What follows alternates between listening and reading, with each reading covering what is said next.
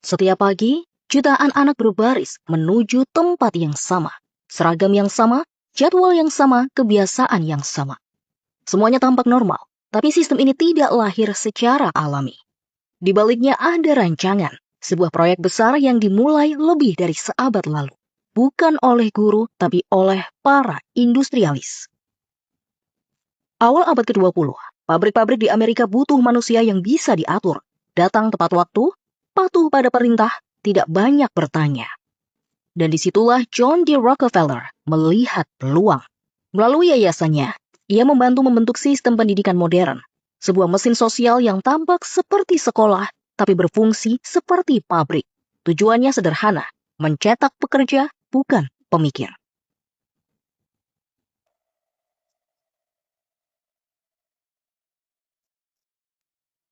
John D. Rockefeller dikenal dunia sebagai raja minyak.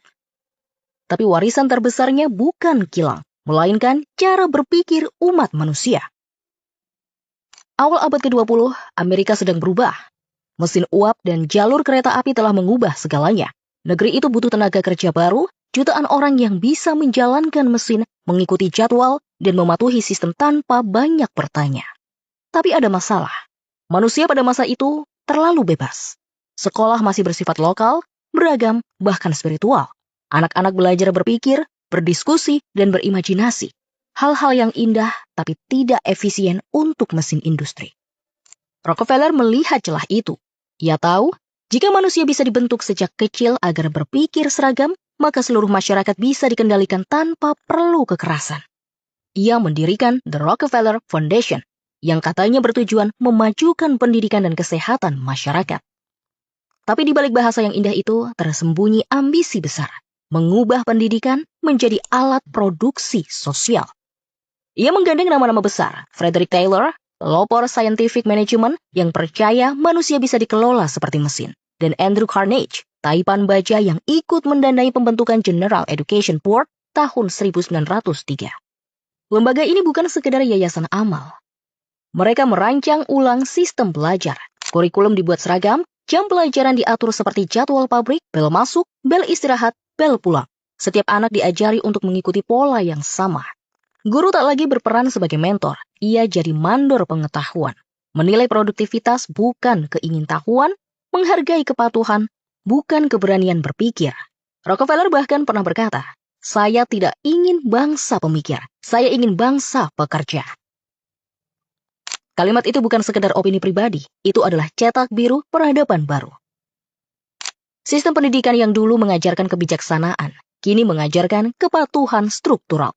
Pekerjaan rumah, ujian, rapor, semua jadi alat ukur keseragaman. Dan ketika proyek ini berhasil di Amerika, efeknya menyebar ke seluruh dunia. Model yang sama diadopsi oleh Eropa, Jepang, hingga Hindia Belanda. Sekolah-sekolah modern di Indonesia juga meniru pola itu. Disiplin, patuh, tanpa banyak tanya. Dari sinilah lahir sistem yang kita kenal sekarang. Sekolah menjadi pabrik manusia, tempat setiap generasi dicetak agar pas dengan kebutuhan pasar. Di atas kertas, semua tampak indah.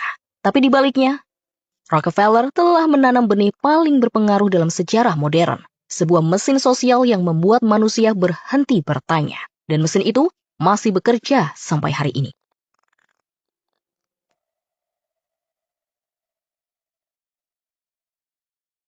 Setelah mesin pendidikan terbentuk, langkah berikutnya adalah mengatur isi di dalamnya. Inilah bagian paling halus, tapi paling berbahaya. Kurikulum. Kata yang terdengar teknis, netral, dan membosankan. Padahal, disitulah arah generasi manusia ditentukan.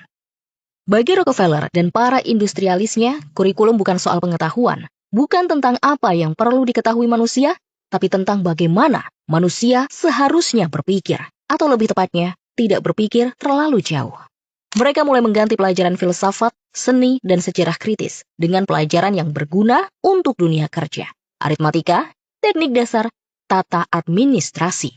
Manusia diajari berhitung dan mengikuti prosedur, tapi tidak diajari bertanya mengapa prosedur itu ada. Kurikulum berubah jadi cetak biru ketaatan, sebuah naskah yang mengajarkan datang tepat waktu, taat pada perintah, kerjakan tugas, jangan ganggu sistem. Semua itu dikemas rapi dengan label disiplin dan moral. Padahal yang dibentuk bukan moralitas, melainkan mentalitas pekerja yang jinak. Pelajaran agama pun diarahkan ke ketaatan formal, bukan pemahaman spiritual yang membebaskan.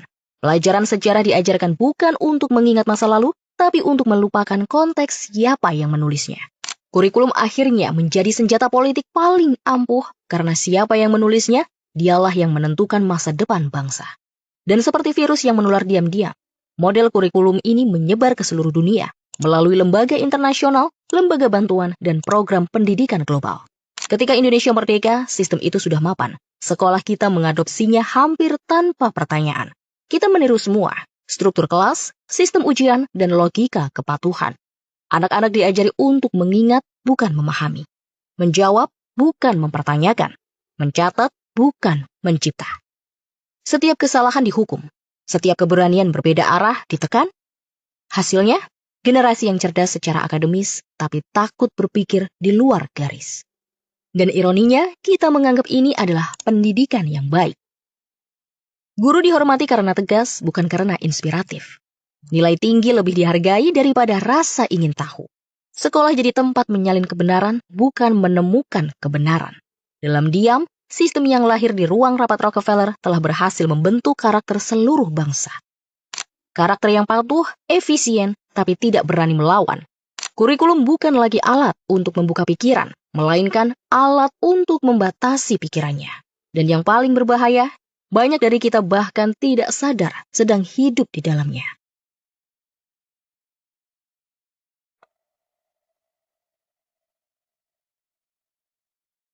Ketika Indonesia merdeka, kita mewarisi banyak hal dari penjajahan. Salah satunya, sistem pendidikan yang bukan dirancang untuk memerdekakan. Sekolah-sekolah pertama di Hindia Belanda bukan dibangun untuk mencetak pemimpin, tapi untuk mencetak pegawai. Sistem itu mengikuti model kolonial, yang penting tahu menulis, membaca, menghitung, cukup untuk melayani pemerintahan dan perusahaan dagang. Setelah merdeka, bangsa ini mengganti benderanya, tapi tidak mengganti mesinnya. Kurikulum berganti nama, tapi tidak berubah jiwa. Dari Hollands Inlandse School menjadi sekolah dasar, dari Government Middelbare School menjadi SMA. Tapi semangatnya tetap sama, taat pada sistem, hafal pada teks, patuh pada nilai. Sejak kecil kita sudah diajari apa yang boleh dan tidak boleh dipertanyakan. Pelajaran agama diajarkan seperti hukum, bukan seperti perjalanan mencari makna. Pelajaran sejarah disusun seperti naskah propaganda, nama-nama besar tanpa ruang untuk menimbang versi lain. Pelajaran kewarganegaraan membentuk pola pikir tunggal bahwa kebenaran datang dari atas. Dan di atas semua itu, ada ketakutan untuk salah. Ketakutan yang dibangun lewat ujian, nilai, dan sistem peringkat. Dari SD sampai kuliah, kita hidup di bawah tekanan untuk tidak gagal. Kita belajar bukan untuk memahami, tapi untuk tidak disalahkan. Anak yang menghafal rumus dipuji, anak yang bertanya, kenapa rumus ini harus begini, dianggap mengganggu. Semua diarahkan agar patuh pada kebenaran versi buku. Begitulah sistem Rockefeller bekerja, bukan dengan paksaan, tapi dengan pengkondisian. Dan kita mewarisinya tanpa sadar. Perhatikan pola di sekolah-sekolah kita. Bel berbunyi seperti sirene pabrik. Siswa duduk berbaris seperti lini produksi. Guru memeriksa hasil kerja seperti mandor memeriksa laporan. Kita bahkan membawa mental itu ke dunia kerja. Pegawai datang pagi, pulang sore, menunggu instruksi. Atasan bicara, bawahan mendengarkan. Semua tunduk pada struktur. Dan ketika seseorang mencoba berpikir di luar sistem, lingkungan segera menekan. Jangan aneh-aneh. Sadar atau tidak, pendidikan kita telah menjelma jadi bentuk paling halus dari penjajahan mental. Kita tidak lagi butuh penguasa asing karena sistemnya sudah berjalan sendiri di kepala kita. Inilah ironi terbesar bangsa ini. Kita bangga dengan sekolah, tapi jarang mempertanyakan untuk apa sekolah itu ada. Selama nilai lebih penting dari nalar, selama ijazah lebih berharga dari ide, selama kepatuhan lebih dihargai daripada keberanian berpikir, maka warisan Rockefeller akan tetap hidup dalam setiap ruang kelas di negeri ini. Dan kita akan terus melahirkan generasi yang pintar di atas kertas. Tapi kehilangan kemampuan paling dasar manusia merdeka. Berpikir untuk dirinya sendiri.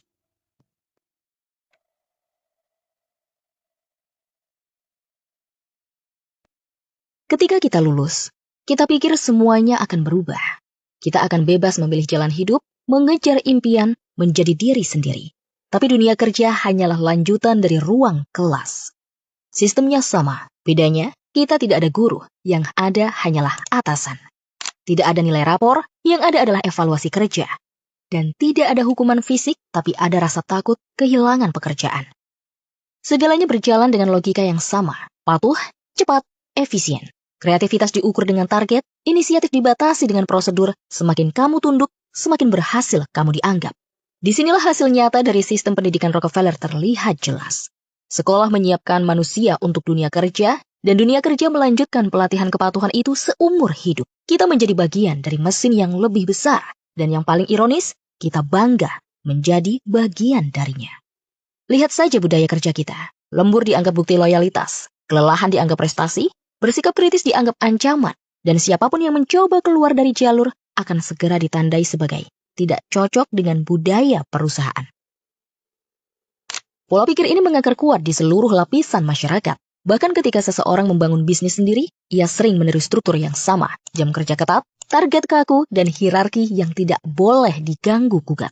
Kita menyebutnya profesionalisme, padahal seringkali itu hanya bentuk lain dari penjinakan. Dunia kerja modern memang tampak bebas, tapi kebebasan itu sudah diatur.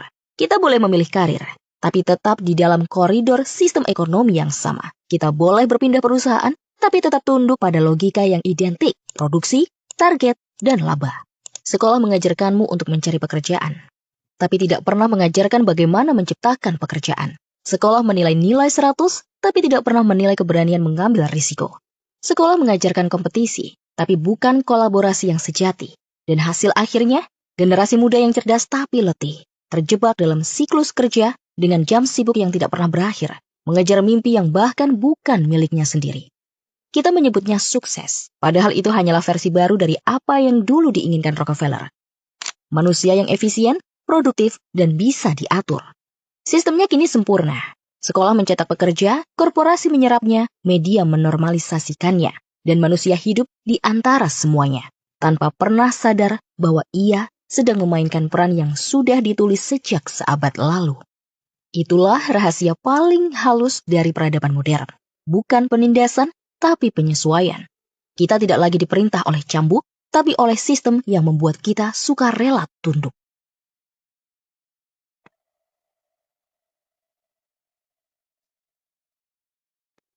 Kini, mesin itu sudah sempurna. Ia tidak butuh operator, tidak butuh pengawas, tidak butuh Rockefeller. Sistem yang dulu dirancang untuk mengatur manusia, sekarang mengatur dirinya sendiri. Sekolah berjalan karena kita percaya itu wajib. Kantor berjalan karena kita percaya itu normal. Dan masyarakat berputar karena semua orang yakin bahwa inilah satu-satunya cara hidup yang benar. Padahal, kita hidup di dalam rancangan yang dibuat lebih dari 100 tahun lalu. Sebuah desain sosial yang diciptakan bukan untuk kebebasan, melainkan untuk efisiensi pengendalian. Kita menyebutnya kemajuan, padahal ia hanyalah versi modern dari rantai yang dibungkus teknologi dan kenyamanan. Pikirkan ini. Hari ini, sistem pendidikan tak lagi hanya di sekolah. Ia merembes ke seluruh aspek kehidupan. Media sosial jadi ruang kelas baru, algoritma jadi guru baru, dan nilai rapormu berganti bentuk jadi angka engagement dan followers. Kita terus berlomba menjadi versi terbaik menurut standar sistem. Kita bangun setiap pagi, buka ponsel, dan membandingkan diri dengan orang lain. Tanpa sadar, kita sedang ikut ujian yang tidak pernah berakhir. Dan seperti di sekolah dulu, tujuannya bukan untuk memahami, tapi untuk tidak kalah. Inilah bentuk terbaru dari mesin Rockefeller. Bukan lagi ruang kelas, tapi dunia digital. Bukan lagi kurikulum, tapi algoritma. Bukan lagi guru yang memarahi, tapi sistem yang memberi penghargaan virtual, yang membuatmu ketagihan untuk terus mematuhi. Sistem ini tidak lagi butuh penjaga. Ia hidup karena kita mempercayainya. Ia tumbuh karena kita memeliharanya. Dan ia terus berputar karena kita takut kehilangan tempat di dalamnya. Kita mungkin merasa bebas, tapi kebebasan itu sudah diberi batas. Kebebasan untuk memilih jalur yang sudah disiapkan, kebebasan untuk berpikir dalam ruang yang telah ditentukan. Itulah rahasia yang masih terkunci. Bukan karena seseorang menyembunyikannya, tapi karena kita tidak mau melihatnya. Selama kita percaya bahwa sistem ini wajar, selama kita bangga menjadi bagian dari roda, selama kita sibuk mengejar kesempurnaan yang sistem tentukan, selama itu pula rantai akan tetap tak terlihat. Dan begitulah warisan Rockefeller terus hidup. Tanpa harus disebutkan namanya, Ia sudah menjadi bagian dari budaya, bagian dari bahasa, bagian dari kita.